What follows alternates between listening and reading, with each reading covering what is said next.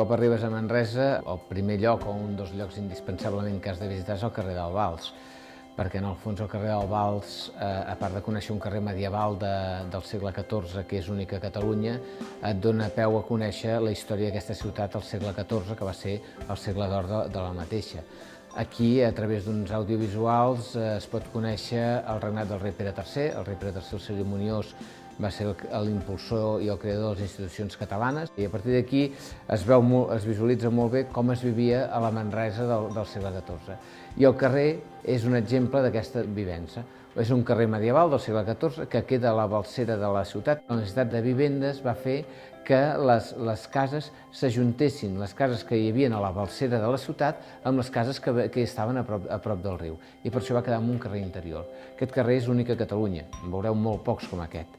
I aquest carrer és un exemple de com s'ha recuperat un espai que té més de 6 segles d'història. Una vegada visitat el carrer del Vals, doncs podeu venir a visitar el Parc de la Sèquia. Ara estem al Parc de l'Agulla, aquí al costat del centre de visitants, que és el primer punt d'entrada al que és el Parc de la Sèquia. Fem visites guiades de tardor, de primavera i d'estiu. També fem activitats en família, fem tallers per la canalla, sovint relacionats amb el regadiu o amb la sèquia. Bé, el Parc de l'Agulla, a part de ser un dipòsit d'aigua, s'ha convertit en un dels parcs més emblemàtics de la ciutat. És un espai on sempre trobareu gent fent esport, on trobareu gent passejant, gent xerrant, gent que vol fer un cafè al berenador.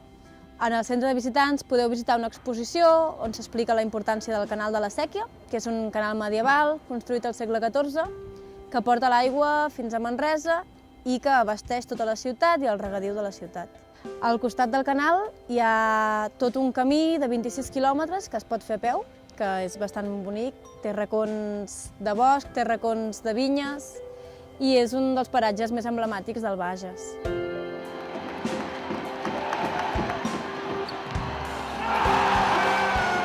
Sens dubte, un dels grans atractius que té Manresa és aquest escenari, el Nou Congost. Un escenari singular perquè en aquest escenari hi juga un equip de bàsquet, que és el Bàsquet Manresa, la Bruixa d'Or, que és un dels equips amb més tradició a tota la Lliga ACB, és a dir, a la màxima competició espanyola, diuen que la segona millor lliga d'Europa o del món, pràcticament.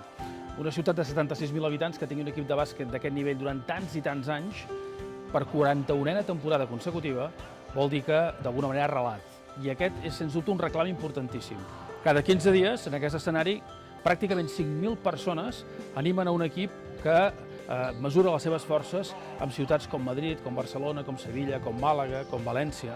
Per tant, que mesura les seves forces amb ciutats que són molt més grans, però que s'igualen en un 5 contra 5.